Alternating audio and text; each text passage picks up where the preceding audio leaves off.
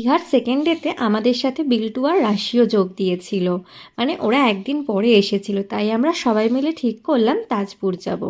তাই সকাল সকাল রেডি হয়ে বেরিয়ে গেছি, আর এদিকে বেরিয়ে একটু দোলনা চড়ে নিলাম। যাই হোক, তার আগে সবাইকে জানাই ওয়েলকাম টু মাই ছোট্ট YouTube channel Shilpi's daily blog. এই যে সবাই রেডি হয়ে বেরিয়ে গেছি, আর এই দেখো মেরিন রোডের পাশ থেকেই আমরা যাচ্ছি। তাজপুর যাওয়ার পথের এই মেরিন রোডটা কিন্তু সত্যি খুব সুন্দর। আর ও আমাকে আগেই বলেছিল নিউ দীঘা থেকে কিন্তু তাজপুরটা একদমই অন্যরকম। আর সত্যি সত্যি এখানে এসে দেখলাম নিউ দীঘা থেকে কিন্তু তাজপুরটা অনেকটাই সুন্দর জায়গা। তো এখানে এসেই প্রথমে আমরা যেটা করলাম, মাছ কিনে নিলাম। আর এখানে দেখো এত মাছ, কিন্তু মাছের প্রচণ্ড দাম। তোমরা যারা যারা তাজপুরে গেছো তোমরা সবাই জানো তাজপুর কতটা এক্সপেন্সিভ।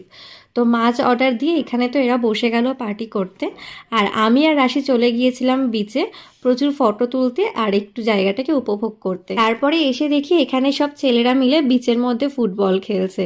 এদেরকে ফুটবল খেলতে দেখে আমরাও সামলাতে পারলাম না, আমরাও জলের মধ্যে গিয়ে অনেক মজা করলাম। তো যাই হোক, ভিডিওটা এখানে শেষ করছি, আবার কাল দেখা হবে, টাটা।